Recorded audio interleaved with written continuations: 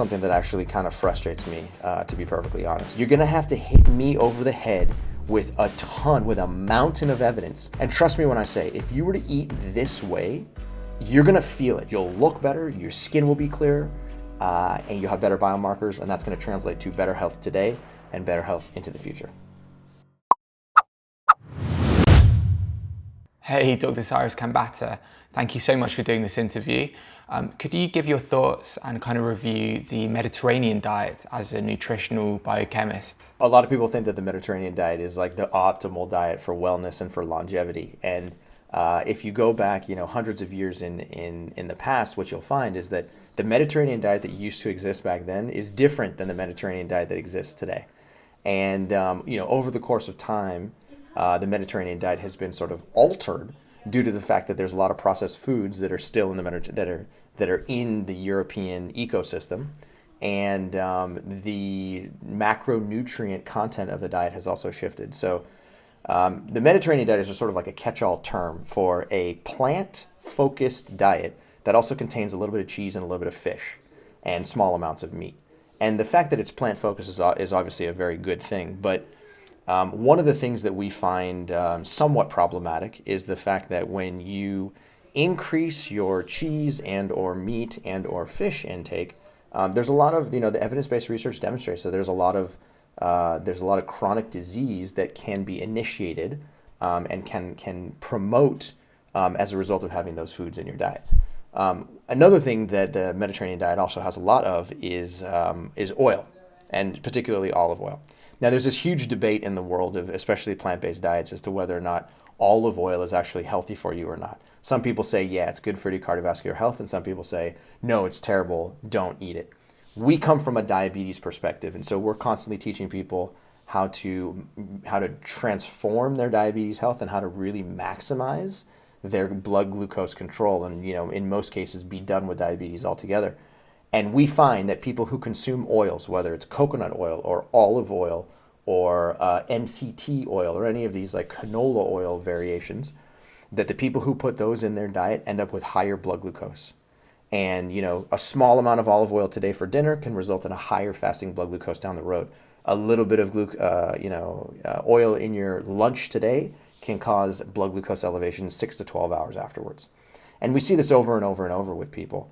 And over the course of time, as people are putting more oils in their diet, not only is their blood glucose becoming harder to control, but they can also develop another whole collection of cardiovascular problems that can result in higher blood pressure, higher triglyceride values, and higher cholesterol levels. So, unfortunately, the Mediterranean diet has sort of been adulterated, and if we can go backwards in time to make it like heavily plant-focused, like really heavily plant-focused, and tone down on the total fat content and tone down on the amount of processed foods, then people would be eating a lot healthier, and Europeans who are consuming this diet would have dramatically improved health. Mm-hmm. That makes sense. And what's your take on the ketogenic, the low carb keto diet? The ketogenic diet is actually, it can be a mildly frustrating diet for me. And the reason for that is because it's very confusing to understand whether or not eating a ketogenic diet is actually good for you or actually not good for you. So let me go into detail here. If you go to Google or you talk to people on the street and you ask them about a ketogenic diet, what you're likely to find is a whole collection of research and a whole collection of anecdotes from people that demonstrate that when you consume a ketogenic diet or when you switch over to a ketogenic diet, you get a lot of benefits, okay? Ketogenic diets are known to be rapid weight loss tools. And this was first discovered, almost 100 years ago in the early 1900s when they were first experimenting with a ketogenic diet in kids who had epilepsy.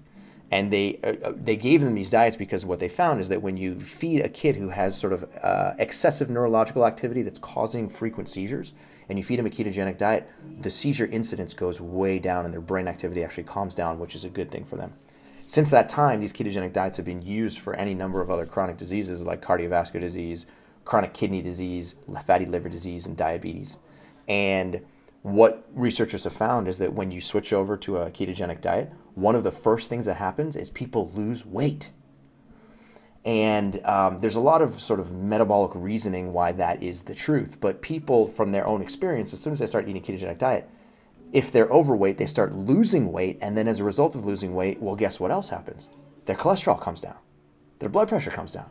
Their A1C comes down. Their blood glucose comes down. Their fasting blood glucose comes down. Their C-reactive protein comes down.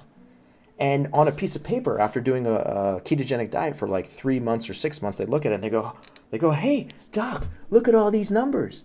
I'm improving. I'm getting a lot better. And the doctor goes, hey, thumbs up. Whatever you're doing, just keep doing it, right? And so it's easy to think that a ketogenic diet is actually something that's beneficial now and into the long term.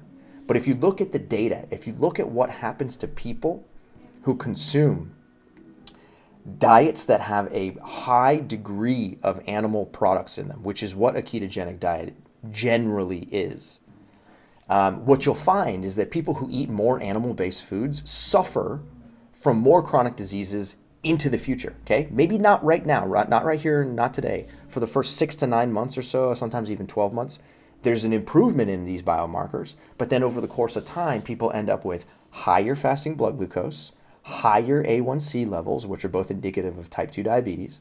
They end up with higher blood pressure. They end up with higher cholesterol values, and they end up with higher triglyceride values. And now, the difference here is that short-term results don't equal long-term results. And people have a difficult time understanding that because the future is an abstract concept. And if something is working for me now today, I'm likely to continue my behavior, and even if I have some suspicion that in the future it may not be the right thing. So really what I want people to understand is that a ketogenic diet can be an effective tool in the short term to lose weight and to improve a number of biomarkers. But in the long term, what we're really hoping to try and teach people to do is move away from a ketogenic diet and really find ways to put more plant material into their body. And when they do, they're going to get long-lasting results, and that's going to lead to improved health over the course of time. And what do you think of the all-meat carnivore diet? Now, the carnivore diet is something that actually kind of frustrates me, to be perfectly honest. And the reason I say that is because proponents of a carnivore diet tend to cherry pick a lot of their scientific evidence to tell a story as to why eating strictly animal-based foods is the most beneficial diet for human health.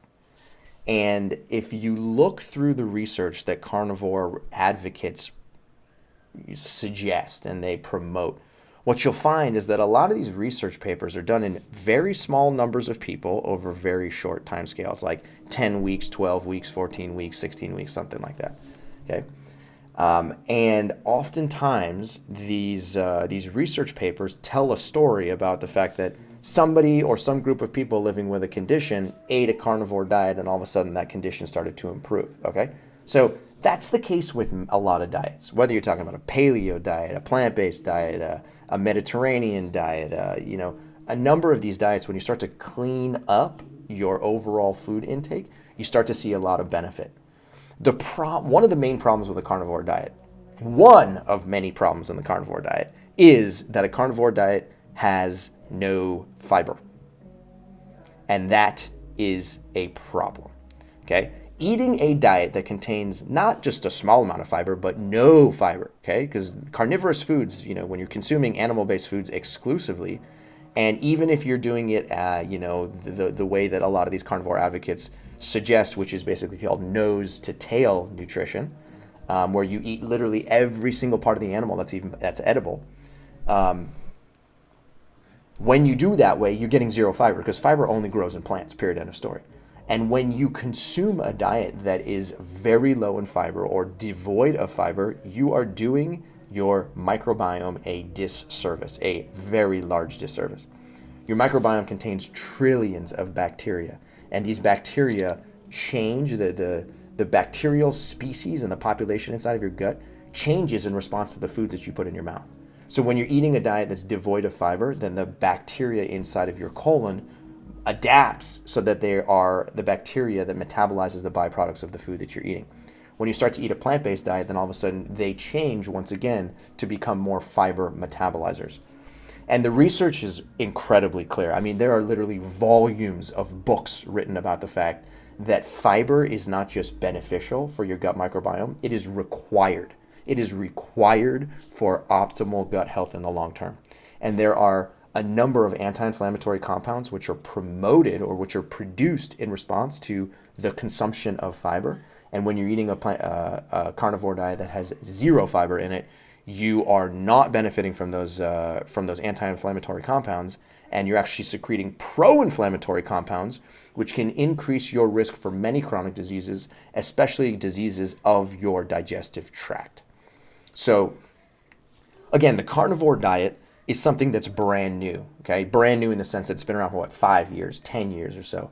Until we see an ample amount of scientific data in large-scale studies conducted over long periods of time with people who are eating carnivorous diets that can maintain that over the course of time, I refuse to believe that it is an optimal solution for human health. You're going to have to hit me over the head with a mountain of evidence to demonstrate just how powerful a carnivorous diet truly is for human health. And until I see that research, I refuse to believe that it is a good solution, let alone the optimal solution for people living with any form of chronic disease. And in less than a couple of minutes, could you just give your thoughts on the junk food vegan diet? So junk food vegan diets are all over the place. Regardless of whether you live in Europe or whether you live in the United States or whether you live in Australia or Canada. Actually the term junk food is not my favorite. I'm gonna change that to processed food. Okay, processed food vegan diets are very easy to come across. In other words, you go to the grocery store and in your head you're thinking to yourself, I'm gonna eat plant-based. I'm only gonna purchase plant-based foods. So you venture through the grocery store and you go to the produce section and you pick up some fruits, you pick up some vegetables, maybe you pick up some greens. And then you continue meandering through the grocery store and you go to the ice cream section. You're like, you know what? I'm going to buy this soy ice cream. And then you go to the cracker section. You say, you know what? I'm going to buy these soy crackers, And then you go to the enchilada section. You know what? I think I'm going to buy this vegan enchilada. I'm going to get this vegan pizza. And before you know it, you have a combination of whole foods and then what we refer to as vegan junk foods or sort of vegan processed foods. And if you actually look at the ingredients that are present inside of these packaged and processed foods, you'll find that in most cases, they're not that much better. In fact, I would argue that they're pretty much equivalent to their non-vegan counterparts because they contain a lot of texturizers, added flavors that, don't have names or labels. And then they have a whole collection of artificial sweeteners, which are metabolic disaster. And they often contain, sometimes even hydrogenated vegetable oils, which we know increases your LDL cholesterol and impairs your, blood flow and increases your risk for atherosclerosis. So what we recommend is if you're going to choose to eat a plant-based diet, eat a whole food plant-based diet. There's a reason it's called a whole food plant-based diet because it's not about eating more packaged and processed foods just because they have the word vegan on them or they have the word plant-based on them. That is not enough. What we're looking for is a way for you to increase the total amount of fruits, vegetables, legumes, and whole grains that go into your mouth. If you can spend a majority of your time in the produce section buying things that don't have a sticker, they don't have a label, they don't come in a package, they don't come in a can, they don't come in a box. They literally are just things that you would find in the ground or things that you would find hanging on a tree if you were to walk out into the woods. Buy as many of those as possible. And if you're going to have a little bit of, vegan processed food, buy 1 or 2 things and have a couple of servings per week and call it a day at that. And trust me when I say, if you were to eat this way, you're going to feel it. You're going to feel way more energy. You're going to see improvements in many biomarkers, in your cholesterol, in your triglycerides, in your blood pressure, in your A1C values, in your blood glucose values, in your C-reactive protein values. And as a result of that, you'll feel better, you'll look better, your skin will be clearer, and you'll have better biomarkers, and that's going to translate to better health today and better health into the future. Wow, that's super powerful. What do you think of the Paleo diet? Okay, so the Paleo diet is actually I really like the Paleo Diet, but I also don't like the Paleo Diet. And the reason I say that is because I think the Paleo Diet has the right intention. And the intention is to try and limit and or completely eliminate processed foods and alcohol from your diet. So who's going to argue with that, right? That's a good thing, and pretty much everybody can agree upon that. Especially if you're starting from the standard American diet or a diet that contains a lot of processed food. If you move from that towards a paleo diet that's really clean, you're going to get some health improvements. You're going to lower your cholesterol, you're going to lose weight, you're going to lower your triglycerides, you're going to lower your A1C, you're going to lower your blood glucose, and you're probably just going to feel better. Now, the paleo diet tends to have, a pretty strong, what's the word I'm looking for? Sort of a strong dependence and a strong inclusion of meat-based products. But they tell you to consume clean meat, right? So not, processed and industrialized meat that's either, fed with antibiotics and hormones that you would get at your regular grocer, but instead eating something that's either grass-fed or grass-finished that comes from a farm where the animal was, able to roam around in, non-caged environment. So, of course, that's probably going to be a more health-conscious decision than if you're consuming industrialized meat products. But again, if you look at the research, sometimes that's not enough.